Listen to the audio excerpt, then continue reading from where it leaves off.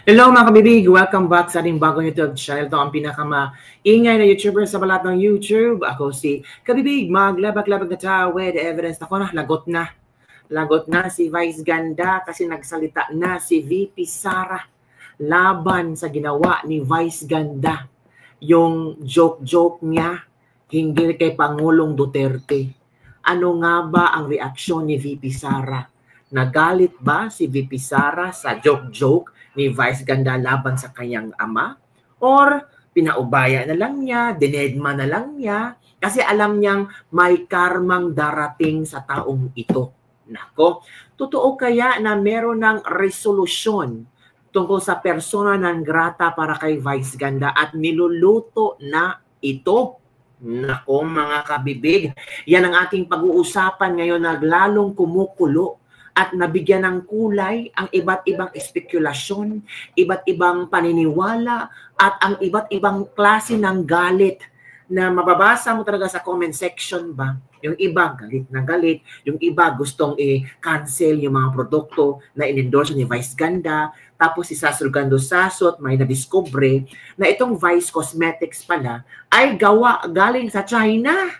Naku po, paano yan mga kabibig? So, let's start with VP Sara. So, ano ba ang komento ni VP Sara?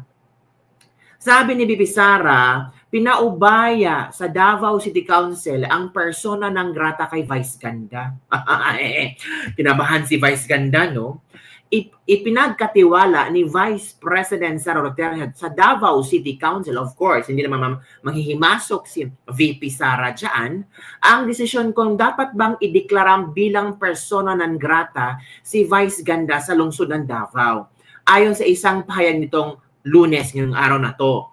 Kasunod ito ng panawagan mula sa mga taga-suporta ng pamilya Duterte matapos ang kontrobersyal na biro ni Vice Ganda sa kanyang concert. Tinukoy niya rito ang dating Pangulong Rodrigo Duterte, particular ang pahayag nito tungkol sa pagsakay ng jet ski sa West Philippine Sea at pagka-detain nito sa The Hague, Netherlands. Sa hiwalay na pahayag naman, sinabi ni Davao City Acting Vice Mayor Rodrigo Duterte II na mas inuuna nila ang kapakanan ng mga taga-Davao kaysa patulan ang mga insulto at biro para sa kasikatan.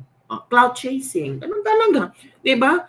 Ay, mahina naman ang bintahan sa ticket. Hindi naman napuno ang Araneta Coliseum. So, para makahatak ng tao, hindi. I-joke natin ang mga politiko. Hindi nakaligtas si Pangulong Duterte. At alam nila na kung si Pangulong Duterte ang kailang aatakihin at gagawing joke, of course, alam nila madami ang mga DDS. Kasi kung konti lang ang mga DDS, hindi ito mangyaring mga cancel culture, wag kumain sa McDonald's, wag bilhin ang mga produktong in-endorse ni Vice Ganda. Diba? So Vice Ganda knows the crowd. So kung gagamitin ko si Pangulong Duterte, of course, negative publicity is still publicity.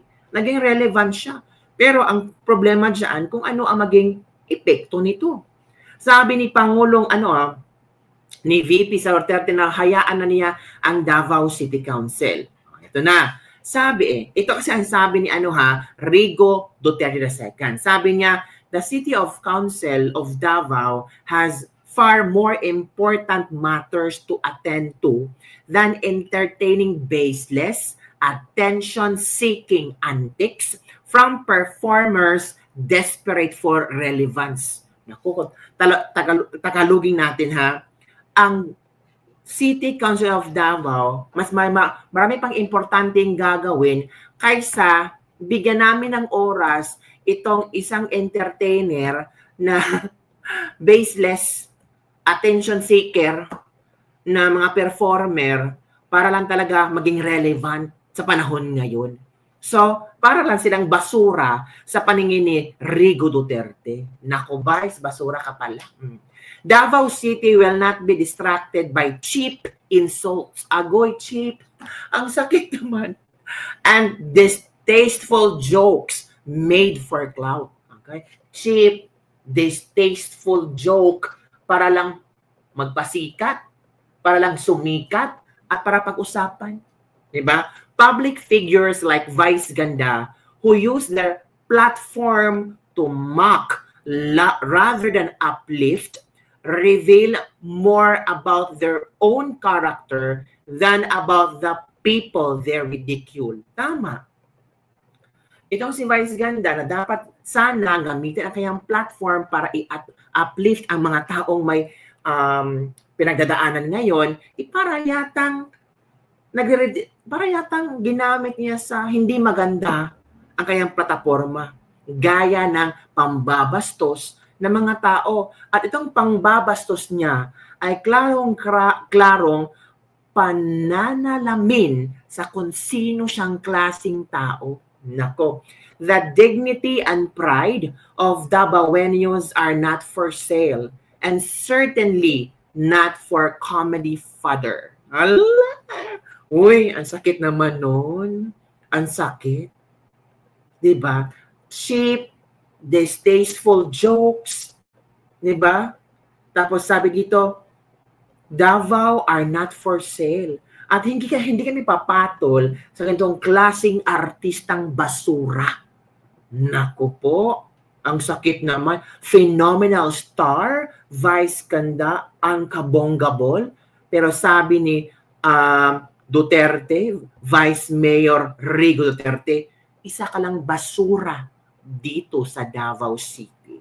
Agoy, ang sakit naman yan. Diba? Napakasakit sa katotohanan. Ito mga kabibig ha, may mga nag-circulate ngayon na resolution tungkol sa declaring Jose Marie Visceral, aka Vice Ganda, at persona non grata in Davao City. So, ipapakita ko lang sa inyo na I don't know kung fake news ba ito or fake resolution ba ito na pasahan na sa social media. Pero wala pa namang resolution number. So possibly, I don't know kung sino ang nag-craft nito, pero sinabi naman ni Vice Mayor Rigo Duterte na wala kaming time para sa mga basurang kagaya ni Vice Ganda. Pero hindi natin alam kung hindi si Rigo ang mag-formulate ng resolution. Si Baste, I don't know kung nagsalita na ba. Si Pulong, I don't know kung nagsalita na ba. We don't know kung ang mga councilor na ang maggagawa ng resolution. Diba? So, sabi dito, grabe daw yung pag-mock ni Vice Ganda. Adding to the offense was a comedic impersonation by Lassie Marquez, which aggravated the perceived insult to the people of Davao and their leader. Tama. The former president is regarded by many Davaoenos not only as a political leader, but as a protector and symbol of moral salvation. Our Lord whose service is cherished and revered. Ano na yan? Recognizing this act as disrespectful, the people of Davao has expressed indignation and have called for boycott of Vice Ganda's endorsements, including McDonald's, CDO Young Fork Tocino, Bello Essentials, and Game Zone. Look, grabe no, ang laman ng resolution. I don't know kung totoo ba itong resolution na ito, kung sino ang nagpapakalat nito.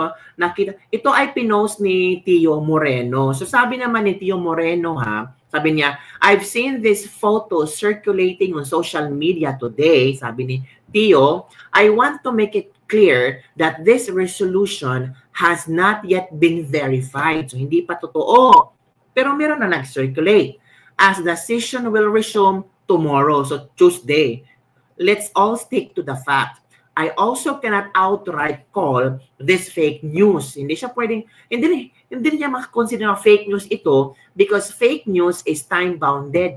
Tama. It's possible that someone could file the same resolution tomorrow and have it discussed by the Sangguniang Panglungsod. Dahan salamat. So, depende talaga. Diba? So, maghihintay na lang, diba mga kabibig, kung ano ba talaga, diba? Kung ano ba mangyayari mga kabibig. So maghintay-hintay tayo bukas, malalaman natin kung talagang ipupush through itong persona non grata para kay Vice Ganda. Sabi ng iba, isama na yan si MC at saka si Lassie. Naku, wag naman po. Sila din they mock Rodrigo Roa Duterte. Naku po mga kabibig. So ano ang iyong reaction dito? Ngayon, alam nyo, ang tanging dumepensa lang na vocal at merong video, I think Claire Castro, dinipensahan niya si Vice Ganda. I think napanood nyo ang video, no, kung saan dinipensahan ni Claire Castro si Vice Ganda na parody lang yon. Bakit nasaktan ang mga DDS? Na totoo naman. Totoo nga. Pero ang pinopoint out ng mga tao, yung walang karespetuhan ni Vice Ganda kay Pangulong Rodrigo Roa Duterte. Knowing na si Pangulong Duterte nandun na sa The Hague, 80 years old, matanda na. Sabi ni Harry Roque, malapit nang mamatay. Diba? Hindi natin hawak ang ating buhay, pero 80 years old na yan. Alam naman natin, diba? Ang lifespan ng mga Pinoy. So, sana man ang respetuhin ni Vice Ganda, kahit yun lang, kahit isipin niya yung panahon naging close sila ni Pangulong Rodrigo Roa Duterte. Pero para yatang binasura ni Vice Ganda yung closeness nila ni Pangulong Rodrigo Roa Duterte. Nasaktan ba si Vice Ganda na hindi na rin ang prangkisa ng ABS-CBN? I'm sure nasaktan siya, pero tanungin mo ang management ng ABS-CBN kung bakit. Diba? Kung talagang walang ginawa, bakit hindi na rin? Hanggang ngayon, nag 3 years na si Marcos, bakit hindi pa rin na rin Ang chika nga, si Martin Romualdez are one of the partners ng DZM and ABS-CBN. Diba? Ang daming mga chismis ngayon, kabibig. So, yun lang muna, kabibig, ang ating Ladies Libak-Libak for today. Grabe, no? As in, yung iba nga, follow nyo na si Vice Ganda. Yan ang mga Duterte, may integridad. Hindi papatol sa isang basura. Hala. Ang tatalino talaga ng mga Duterte sumagot, iba talaga pag mga abogado. Ang pamilya wow ka sa mga sagot nila. Kung si Tory pa yan, ewan lang.